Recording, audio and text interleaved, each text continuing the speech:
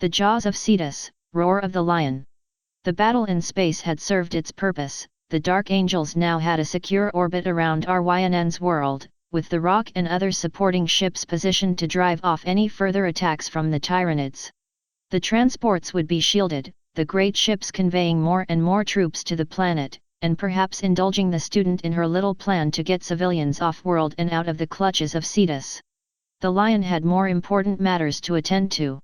"I want continued orbital bombardment around the main nodes," he said as he and the last of the Deathwing made their way to the Rock's main teleporterium. "When we begin our attack, it should force these insects to move out and hasten their destruction." He did not wait for confirmation. Those still aboard the Rock were more than capable of performing their duties, and knew well not to delay their lord. The group soon found its way to the teleporterium, quickly moving to the center as technicians prepared for transit. Several watchers drifted about, one taking a spot just beneath Johnson as they prepared for transit. "My lord," the company master on duty said when Johnson reached the center. "Our forces have engaged the enemy just south of the city of Santoris, as well as those positions picked south of the central nodes. The Deathwing and Ravenwing have accounted themselves as well." "Good," Johnson replied. "Transport us to the nodes and alert all company masters of my arrival." "On my word, snatch us away from Cetus' grasp." "Yes, my lord," the company master gave a nod. "Support crews prepping the teleporterium for transit." The Lion readied himself, hand resting on the hilt of his sword as he and the others were sent down to Ryn's world. "Empress, if you can see this far," he thought. Let it be known that the Lion was not found wanting. There was a flash, and Johnson found himself standing in the middle of a war zone.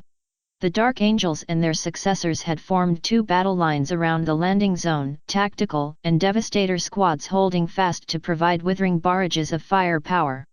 Before them was a vast horde of Tyranids, the horizon roiling with blue and white as tens of thousands of Xenos charged the Asteroot's lines. Between the horde and the line, bikers and pilots of the Raven Wing had sheared through the right flank in preparation for an attack against some of the commanding Xenos, while Deathwing Knights pushed through the opening to join the battle.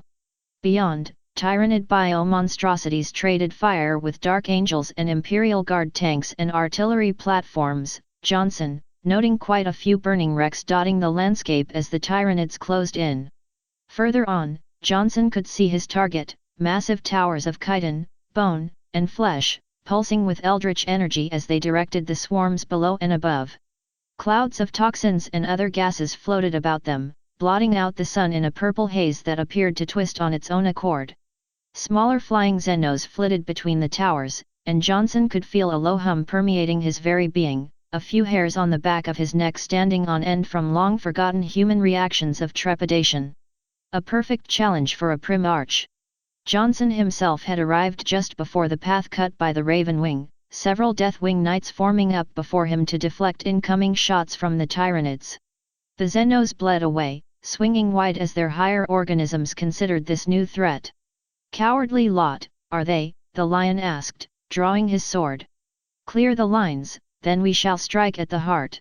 The Deathwing said nothing, merely stepping forward as they poured fire down on the horde. Plasma and assault cannons blazed as the Dark Angels tore a hole into the Tyranids, dozens of lesser organisms falling slain at the Lion's command. With a shriek, a line of the creatures came bounding forward, claws outstretched to attack the Asteroot's. The Tyranids crashed against the Deathwing Knight's shield wall like a wave, dozens of gaunt strains clawing at ceramite and adamantium. The Dark Angels struck back with grim efficiency, every swing of mace, hammer and sword slaying a score of the Xenos as they continued their inexorable advance. The Tyranids bled away, hoping to tempt the Deathwing into pursuit and thus break their formation, but the Sons of Caliban were not so easily broken. Dozens more of the insects died from storms of bolt fire, the ground thick with crushed corpses as the Terminators trudged onward. "This is what passes for a challenge in this era," Johnson called over the lines as another wave of Tyranids shattered against the Deathwing. "Come now, beasts! Do not tease me with your cowardly games," the Tyranids shrieked again, ducking away from the Dark Angels as they searched about for an opening. A roar caught the Lion's attention. Barreling through the Tyranid hordes were several massive creatures, carnifexes if his research was to be trusted. The tank-sized beasts were armed with thick claws and long talons, some of them spitting acid from their jaws as they charged towards the dark angels. "Ah, that is more like it." Johnson readied his sword. "Brace, my sons! Show these Xenos the true might of Caliban." The shield wall firmed, the knights slowing only to ready themselves as the carnifexes came charging forward. The great beasts slammed into the Terminators, the line bending inward as the Terminators held as best they could. Even with shields and armor some were not so fortunate, Johnson watching as one unfortunate knight was torn asunder by a swipe from one of the monster's massive talons. Others were bathed in a putrid mix of bioacids, ceramite sizzling as the concoction tried to find purchase. The Dark Angels struck back, their power weapons crashing against chitin as they battered down the carnifexes. Johnson charged forward, using his free hand to grab a hold of the tusks of one nearby specimen. The carnifex roared as Johnson pulled the beast to the ground, claws lashing out as it tried and failed to slay the primarch that pinned it so. The lion stabbed down with his sword, severing the carnifex's head with a single strike before whipping the blade around to blind another. A stab upward through the palate finished off that carnifex, the lion not even pausing as he stepped past the fallen corpses. More of the smaller creatures swarmed forward, supported by warrior strains to provide some semblance of control among the horde. The lion slid back, pulling his sword into a looser position to better handle the onrushing Tyranids. Several Deathwing Terminators armed with lightning claws stepped up to his side, bracing as the horde crashed back into them. The Terminators worked quickly, their claws slashing through the charging gaunts with ease. The lion kept his strikes controlled, going for swift sweeps to cut through the chaff as he targeted the larger strains. These seemed to be armed with a variety of claws, organic guns, and swords of bone, hissing at him as he chopped through their minions. The Tyranids fired their weapons, Johnson bracing himself as voracious beetles and worms splattered against his armor. "Disgusting," he muttered. "Will the universe ever cease to mock me with such insults?" The lion did not wait for a reply, ducking past the sword of one of the warrior strains before cleaving it in half. He blocked the next strike with ease, sparks flying into his face as bone and metal scraped along one another before he jerked his weapon forward, stabbing the Tyranid through the mouth. The next warrior suffered a similar fate, the lion quickly withdrawing his sword before stabbing forward again to gut the creature, greenish ichor splashing across his gauntlet.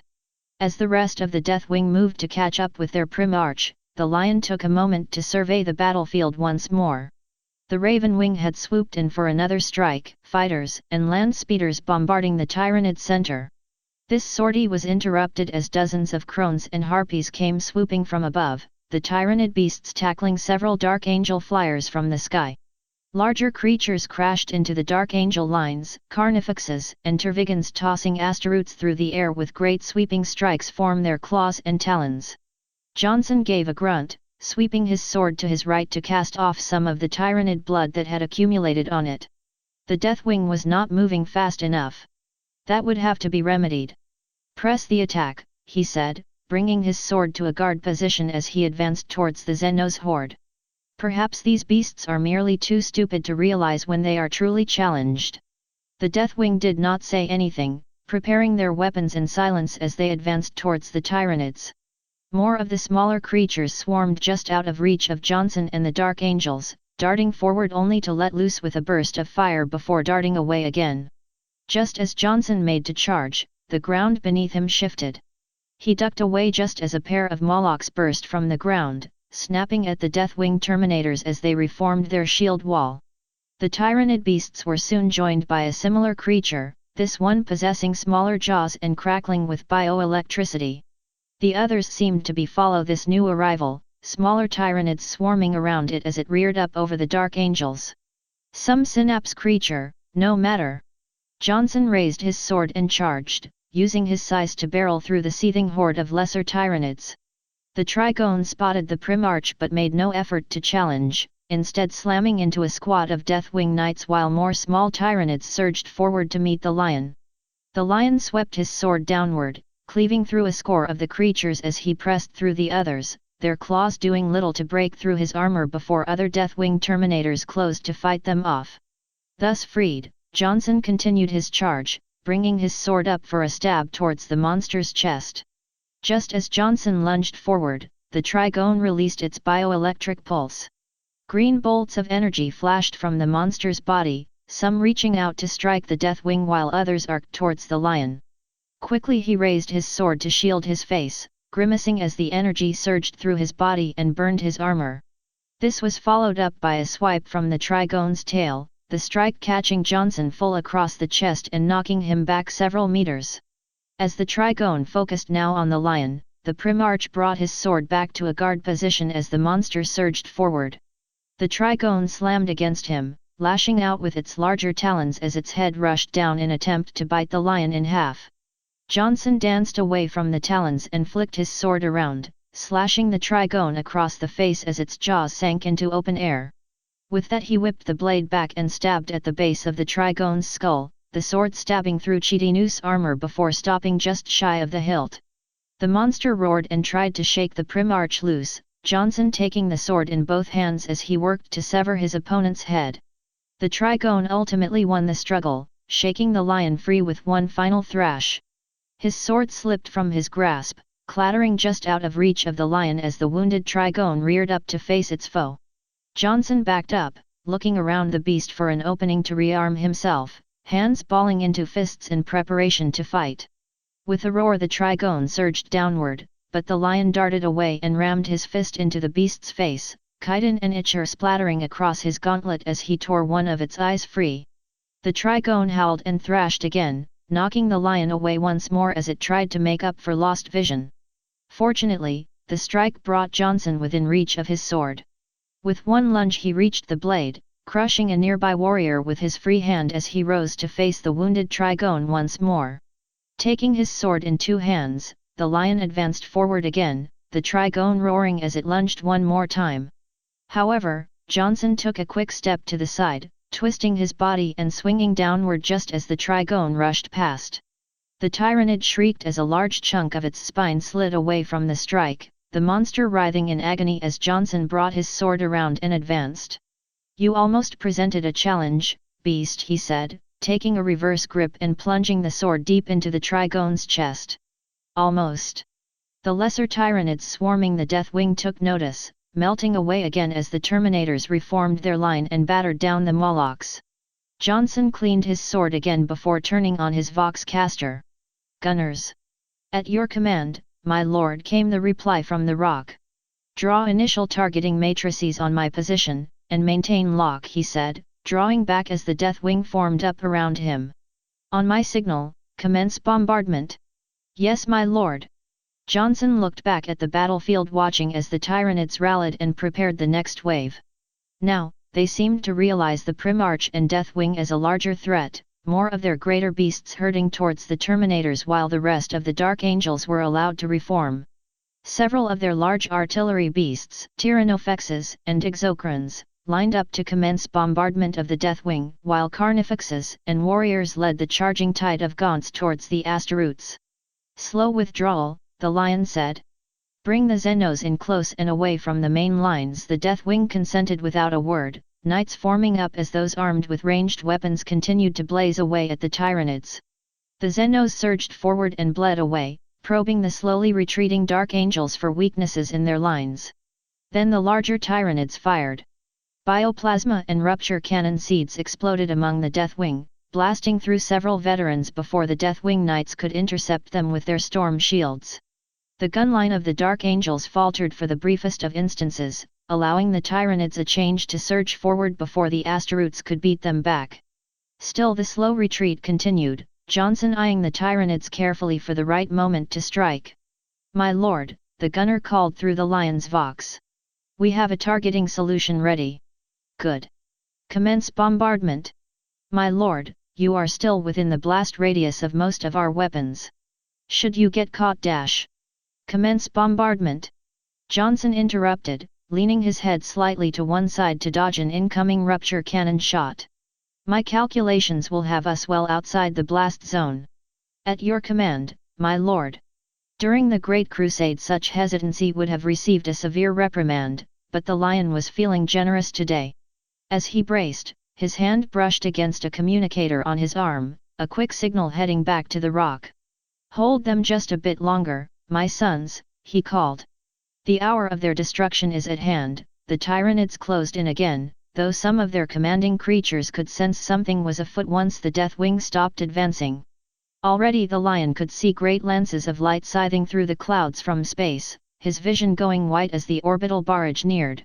The rock and supporting ships unleashed hellfire upon the Tyranid swarm. Dozens of lance batteries and macro cannons vaporized the Xenos horde, a sea of fire consuming anything that moved on or beneath the ground.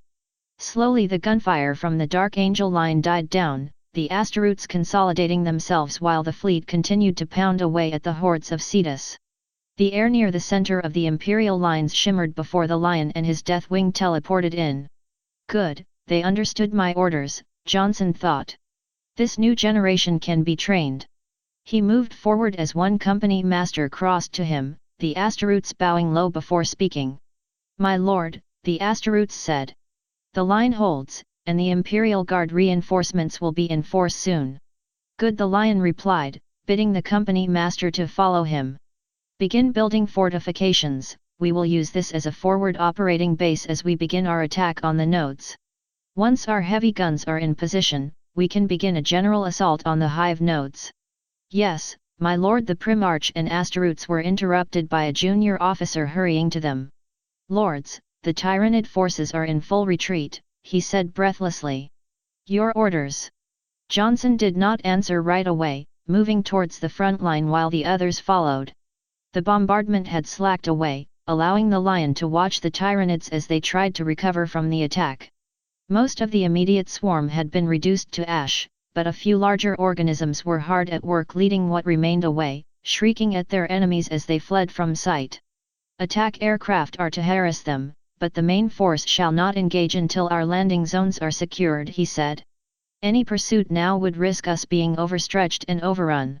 Once we have consolidated and the Raven Wing has reconned our enemy, then we shall attack." "At your command, my lord." Both the company master and the junior officer departed, calling orders to those forces arrayed.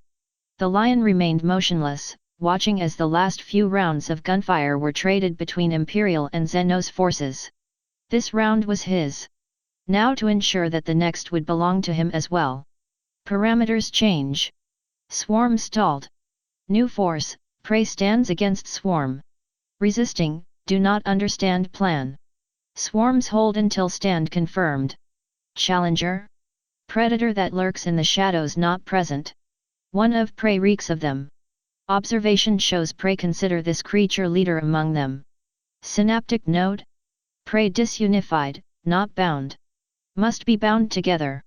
Parameters change. Creature insignificant, but sight in eyes of prey raises chances, opportunities. Swarm must know, must bind new information to consciousness. Find the creature. Consume. Devour all that know. Twilight was no fan of the Chimera transport, in no small part due to one of the worst days of her life truly kicking off while she was stuck inside one. Still, with the sisters to guard her, and surrounded by humans who were not trying to kill her, she could feel at least some comfort. Some. "We are approaching New Rynn City now," the driver called from ahead. "We will be taking another group of troops to the front, so you'll have to make the rest of the way on foot once we pass the gate.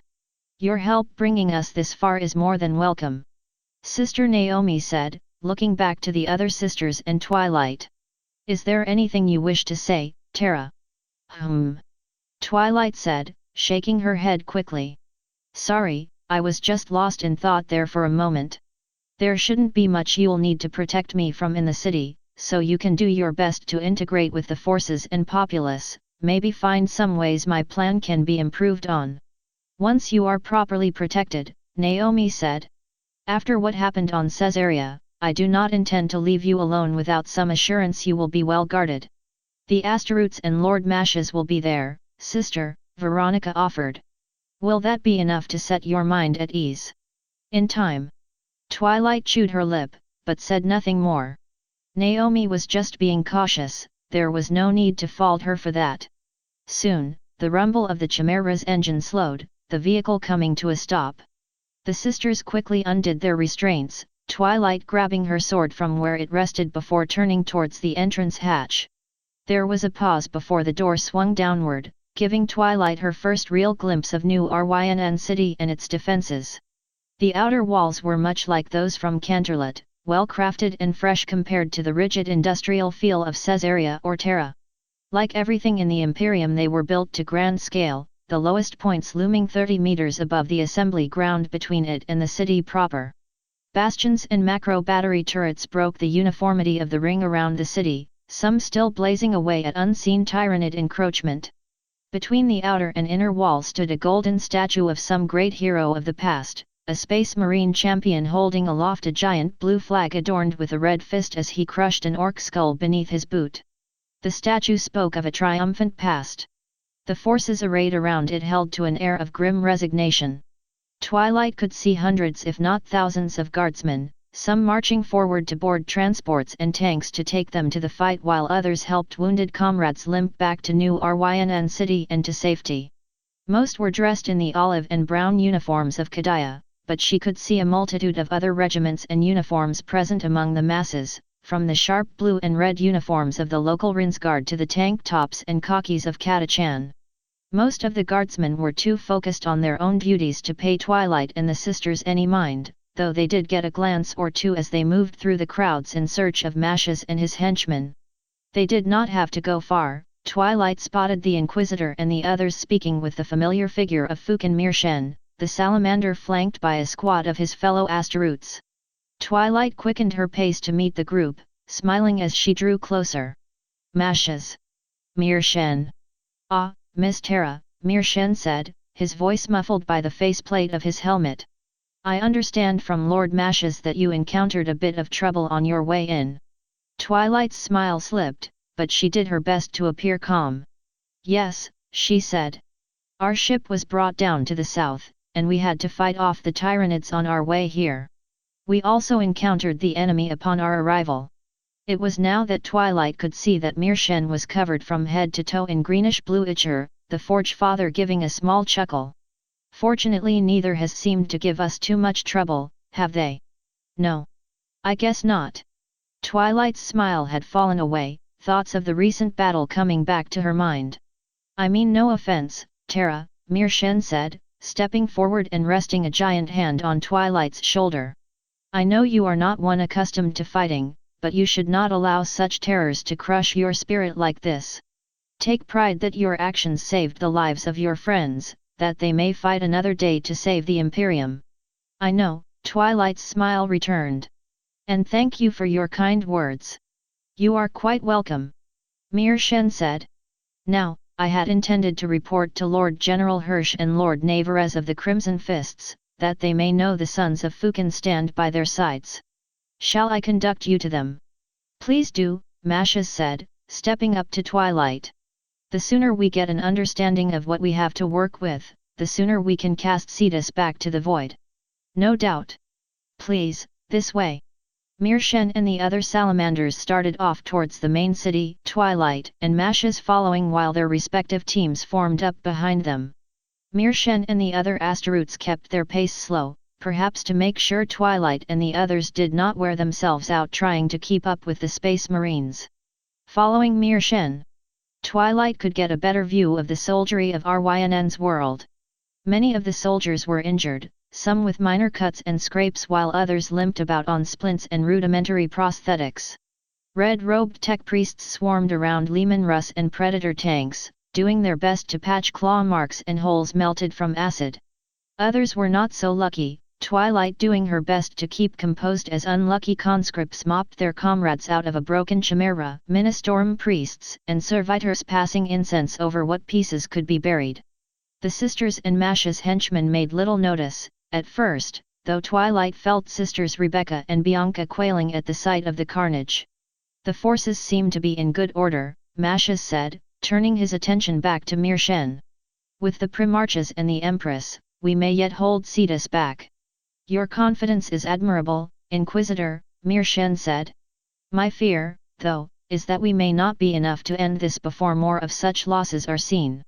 But then, that is what we Astaroths are here for.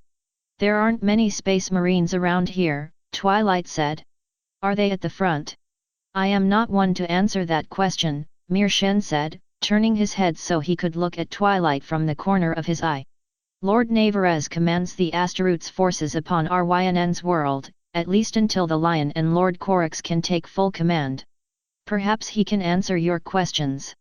That was enough for Twilight, for now, and she fell silent again as they continued towards the inner wall.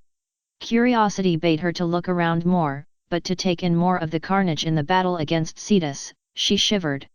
Not yet. I'm not ready yet. They soon came to a forward command post, Kadians and Renites standing at attention as Astaroths and Mortal stepped forward. Ahead, Twilight could see two figures, one a space marine clad in dark blue armor with red fists while the other was a taller man with a fine uniform and mustache, his great coat pinned to one side to compensate for his missing right arm. The general stood straighter before giving a short bow. "Forge Father," he said. "It is a pleasure to fight alongside you again." "General Hirsch." Mir Shen gave the general a short nod. "I see you have recovered since the Mandragoran Wars. No Zeno's weapon can keep me down for long, my friend," the general replied with a chuckle. Mir Shen turned his attention next to the other Astaroths. "Lord Navarez," he said. "It is an honor to meet you in person." "The pleasure is all mine," the Lord of the Crimson Fists replied. "With the Sons of Nocturne at our side, perhaps the Crimson Fists may survive yet another trial." Navarez looked to Twilight. "And who might you be?" "My name is Terra," Twilight replied, giving a short nod. "I'm the personal student of the Empress."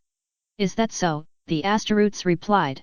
"I had heard rumors that the Emperor had returned as a woman, never heard a student came with her." There was a pause.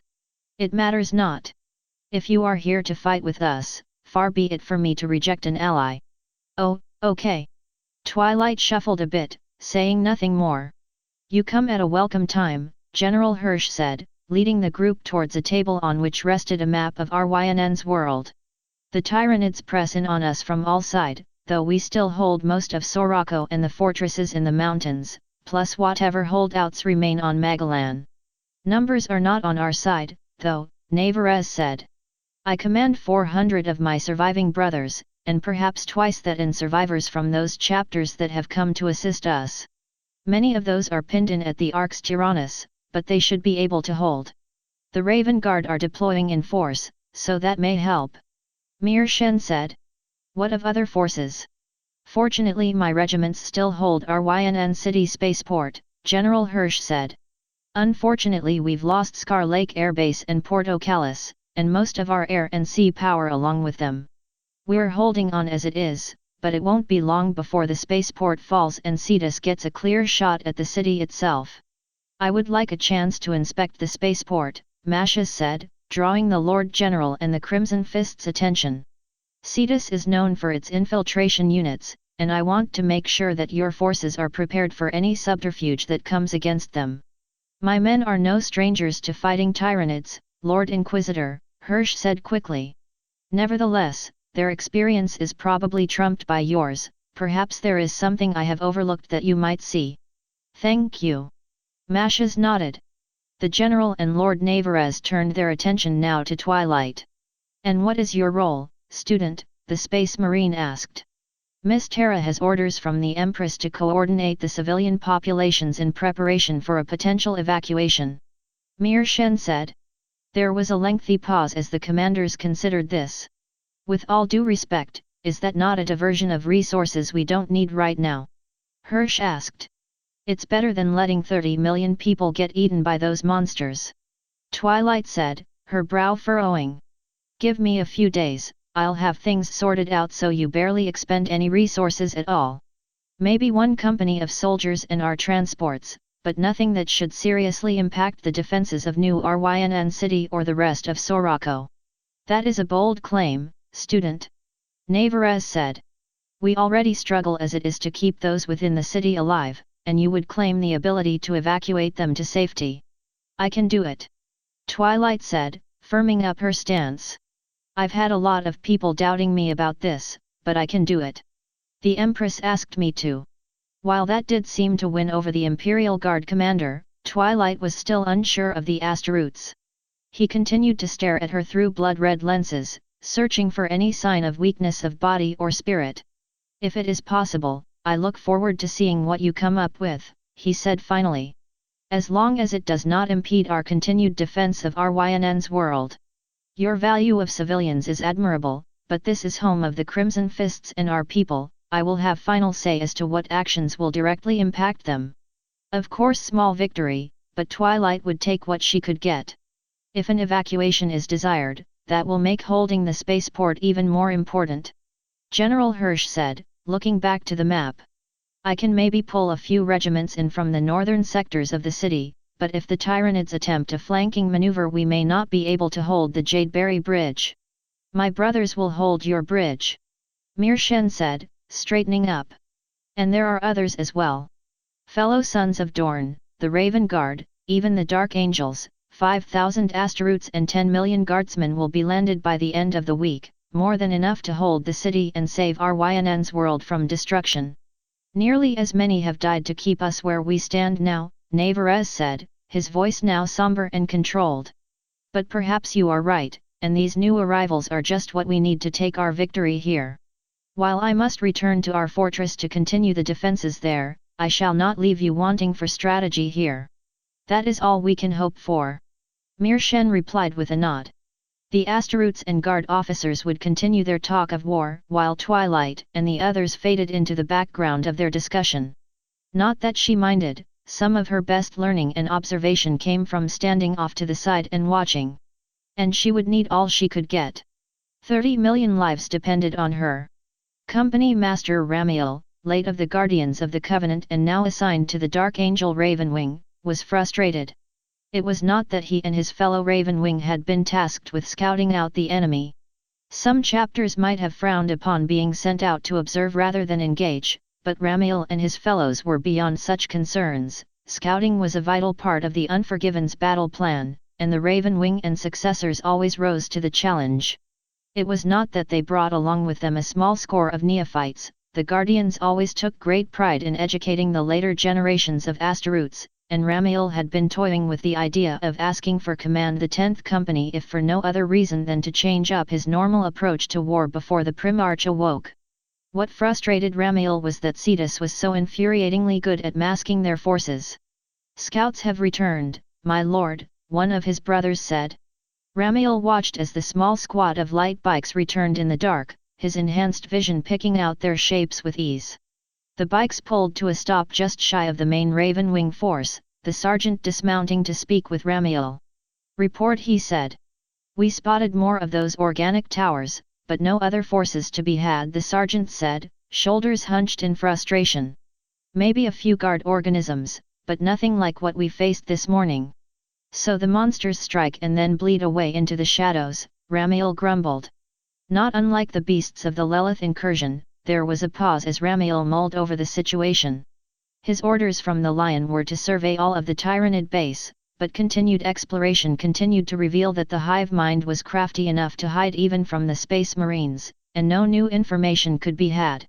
Continued exploration would only further risk the Ravenwing's discovery and draw them into battle, if they had not already been tracked since their arrival.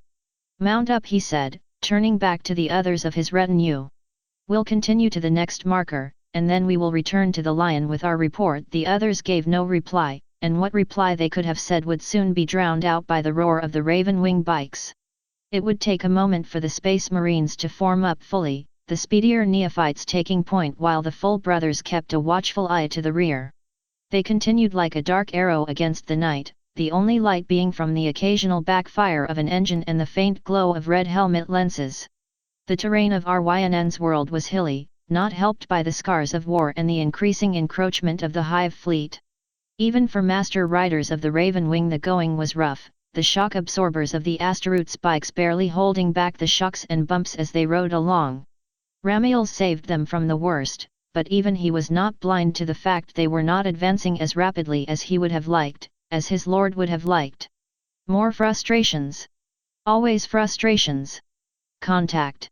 Ramiel had only scant seconds to process the neophyte's call before a shadow bounded towards one of the leading bikes. The beast stood taller than an Asteroid's, its height enhanced even further by a pair of mandibles growing from its back. Ramiel gunned the engine on his bike and charged, hoping to catch the lictor in the side before it had a chance to finish off the neophyte it had tackled.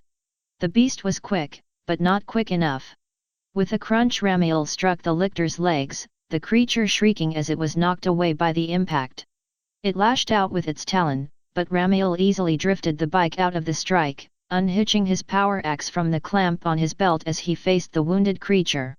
Another rev of the engine and Ramiel was upon it, an underhand strike taking the lictor's head off with contemptuous ease. Around him, he could hear cries of men and Xenos as more of the enemy joined the fray. 2 more lictors sprung from the shadows, accompanied by a small score of lesser tyranids eager to spill the blood of Astaroths. The neophytes drew back, twin bolters and shotguns blazing into the dark while the Raven Wing darted forward to split the swarm and perhaps drive them off. Ramiel brought up his axe and charged, his bike crushing several gaunts as he made for the next lictor. This one had knocked Brother Herod from his bike, the Space Marine raising his blade in a futile strike as the Tyrannid ripped at his stomach. No Astaroths had to die like that. The sight only filled Ramiel with rage. The Tyrannid stopped its mauling of the fallen biker to face the company master. Mandibles lashed out, striking gashes in Ramiel's arm and leg armor, but not enough to wound the Space Marine. With his free arm, Ramiel whipped his bike around again, sweeping around until he was broadside of the Tyrannid. His axe descended before the lictor could turn to face him, the head sinking deep between its mandibles with a crunch. The Tyrannid shrieked, trying to pry itself free from Ramiel's blade, but the company master gave a grunt as he pulled the body toward the front of his bike.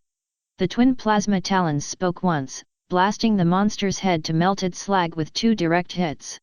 The sound of battle began to die down, replaced by the mewling of dying Tyrannids and the rumble of Astaroth's bikes. Ramiel swept his vision across the night, ignoring the flickering rune that alerted him to Herod's passing moments, but he could find no further sign of the enemy. Always frustrations. Report, he called. Kallax is wounded, but he can still ride, one of the other Raven Wing said. We are collecting Herod. Astaroths could feel few of their original human emotions, but Ramiel allowed his rage to grow. It was but a small skirmish, not even worth mentioning, and yet he had lost a brother to the aliens. We will have our revenge, Ramiel growled. But not this night. Our orders are to observe and learn, nothing more. Yes, my lord. Ramiel was prepared to turn back to the path when the neophyte sergeant pulled up in front of him. My lord, we drew off some of the Tyrannids during the fight, he said. But 2 of my neophytes have fallen behind. The swarm was such we could not retrieve them. Ramiel gritted his teeth. 1 brother down, another injured, and 2 neophytes unaccounted for? This mission had proved to be a complete disaster. Perhaps the lion might show me some semblance of mercy. Unlikely. We will try to locate our lost brothers, he said, strapping his axe back to his belt. Perhaps this may also lead us to some better understanding of what we face. Intelligence gathered. Loss of infiltrator units acceptable. Lord among foes. Lion. The name means nothing. Only part of prey. Acquiring strength of lion will strengthen swarm. Must consume lion. New information. Predator. True predator. Empress. What is Empress? Process information. Beyond. Predator, like predator who lurks in the shadows. Empress must be destroyed, consumed. Failure will destroy swarm, success break prey. Empress is present. Parameters change, swarm irrelevant, for Empress must be consumed.